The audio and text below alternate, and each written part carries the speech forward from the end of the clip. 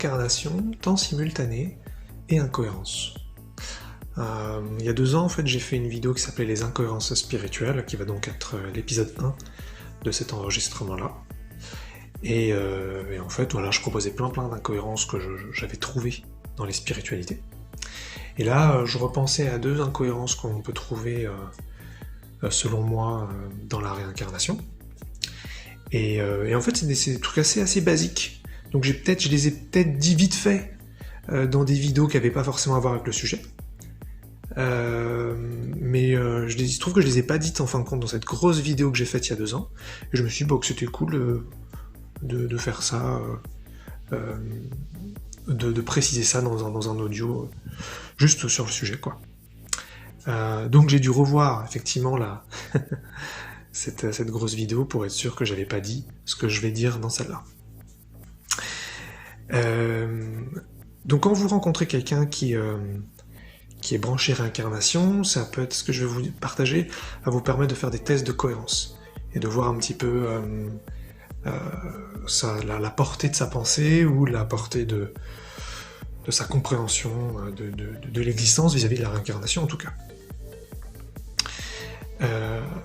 Ce qu'il faut savoir, c'est que le temps, ça n'existe pas, ou alors que c'est une énorme illusion, et que passé et futur se produisent en même temps, et que, certes, on a une énorme illusion de temps linéaire, de le présent qui suit le passé, et le futur qui suit le présent sur Terre, mais déjà dans les sciences dures, on voit que ça n'existe pas, et puis on peut faire plein d'expériences où le temps disparaît, où les choses peuvent arriver très vite, le temps est très malléable, quoi, c'est ça que je veux dire.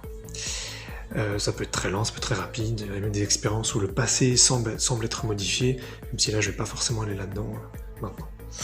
En tous les cas, c'est important de se souvenir que lorsqu'on quitte la Terre, quand on meurt, et on va donc quitter la dimension physique, même si on a envie de revenir, dans tous les cas on va donc quitter cette dimension pour un certain temps, avec des guillemets à temps évidemment. Et donc on va faire un aller-retour au minimum entre physique et non physique. Et donc on va expérimenter le temps différemment. Pourquoi je dis ça? Parce qu'en fin de compte, très souvent, quand on rencontre quelqu'un qui est branché réincarnation, on entend vie antérieure. C'est-à-dire que même les athées, même les personnes qui pensent que la réincarnation n'existe pas, ils savent que la réincarnation est liée aux vies antérieures. Voilà, vrai ou pas, c'est lié à ça. Et puis il y a des personnes aussi qui pensent que quand on peut tout à fait avoir des problèmes sur Terre, des maladies ou des soucis quelconques qui viennent de vie antérieure. Et ça va être un premier test de cohérence. C'est que si le temps est simultané, alors toutes les vies se produisent en même temps, et donc nous sommes influencés et nous vivons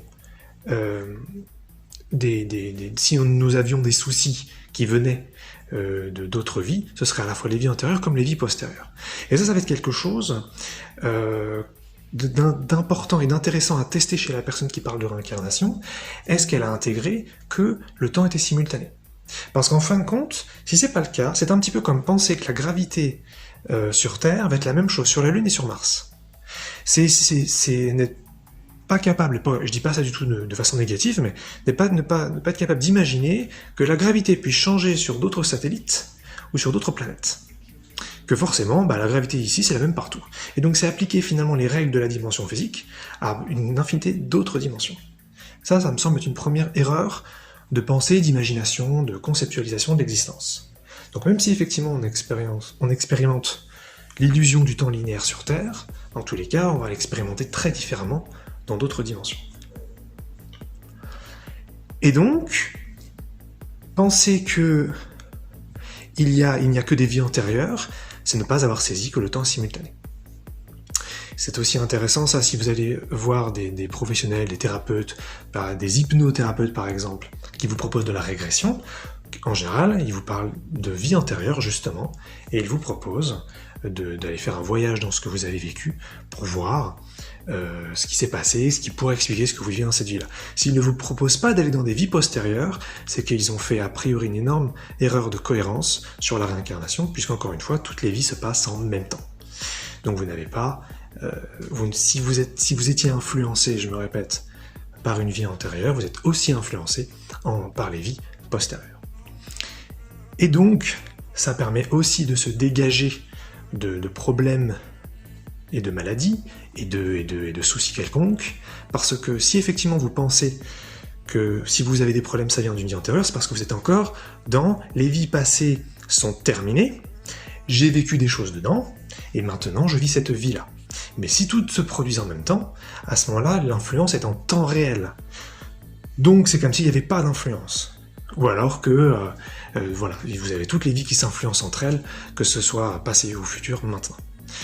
Donc c'est pas la même chose, parce qu'effectivement, si vous pensez qu'il y a un problème qui vient d'une autre vie, bah cette vie elle est terminée, c'est fixe, et ça bouge plus, et maintenant vous êtes dans la merde, il va falloir régler le truc. Mais en fait, ça se fait en temps réel. Donc il y a de l'influence comme il n'y en a pas. Une sorte de petit paradoxe. Donc ça c'est un premier test de cohérence, c'est effectivement quand quelqu'un vous parle de réincarnation, est-ce qu'elle ne parle que de vie antérieure? Si c'est le cas, ça veut dire qu'elle pense que les règles de la dimension physique sont les mêmes dans les autres dimensions.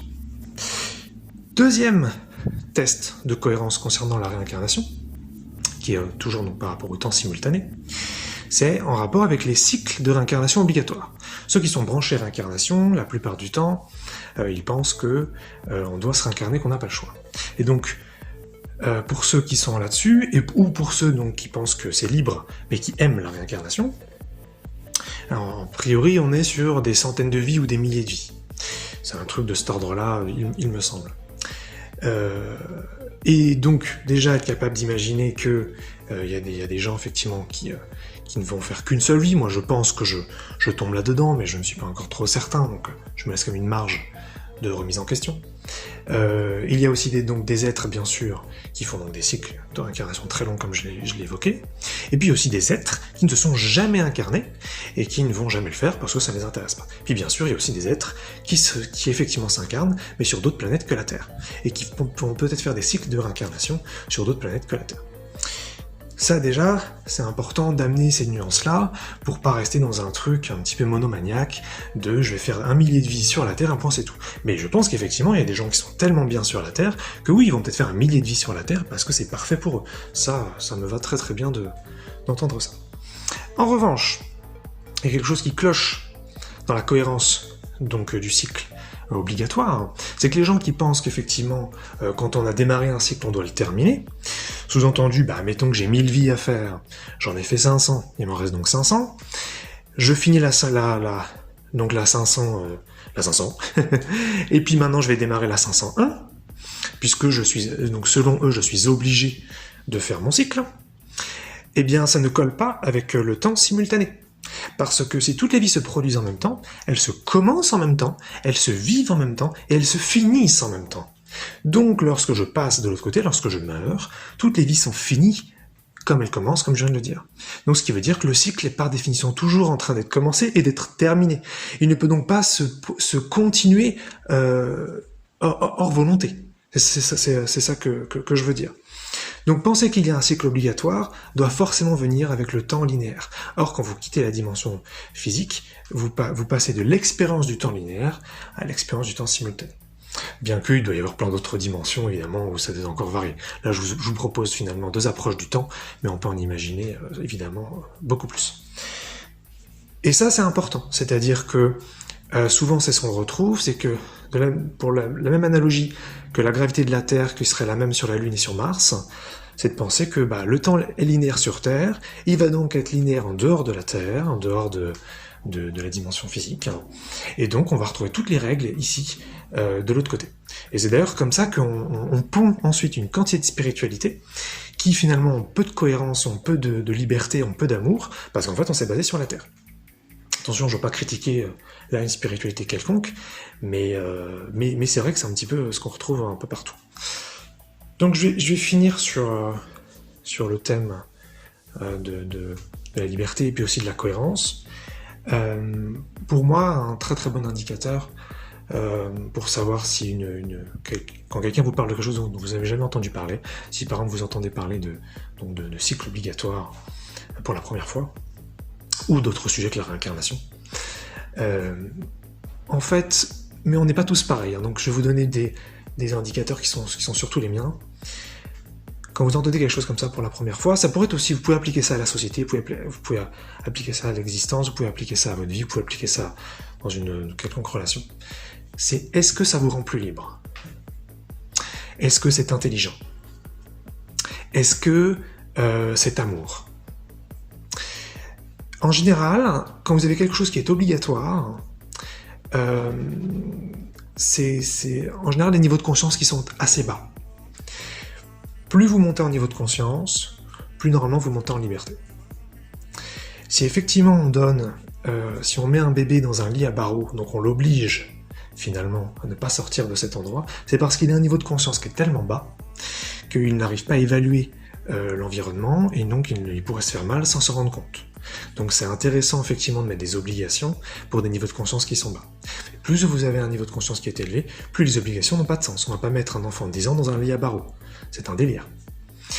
C'est un petit peu la même chose. À chaque fois qu'on finalement on vous propose un système obligatoire, c'est à vous de déterminer par rapport à votre niveau de conscience si c'est intelligent pour vous. Et s'il n'y a pas de considération, s'il n'y a pas de toute façon c'est obligatoire, peu importe votre niveau de conscience, peut-être se poser des questions. Et aussi, voilà, est-ce que c'est amour? Est-ce qu'il y a quelque chose, est-ce que vous ressentez, quand vous entendez parler de ça, un bien-être? Est-ce que c'est quelque chose qui vous attire? Est-ce que c'est quelque chose qui vous appelle? Est-ce que c'est quelque chose qui vous enferme? Ou c'est quelque chose qui vous fait grandir? Ça, c'est des questions qu'on peut se poser, qui sont vachement importantes quand on entend quelque chose de nouveau. Parce que si on n'a pas une autorité interne suffisamment forte, parfois, souvent, on se dit c'est comme ça la vie, c'est comme ça l'existence, et puis c'est tout. Mais est-ce que je sens mon énergie grandir? Est-ce que je sens mon cœur s'ouvrir? Ou je sens qu'il se referme? Est-ce que je sens que je me résigne? Voilà. Ça, c'est des critères que je vous propose quand vous entendez parler de quelque chose, mais vous savez pas trop encore. Vous êtes pas, par exemple, si là, ce que je vous ai dit sur le temps simultané, c'est un peu nouveau, vous n'arrivez pas trop à l'intégrer, est-ce que ça vous plaît, les vies antérieures? Et le fait que le temps soit fixe, le fait que vous ayez quantité de vie vécue avant, le fait que vous deviez vous réincarner sur Terre tout le temps, est-ce que ça vous donne envie? Il y en a à qui ça donne vraiment envie, et c'est super, mais est-ce que vous, ça vous donne envie? Voilà, c'est ça surtout la question. Donc voilà, je vous laisse là-dessus, soyez libres avec vos critères de liberté.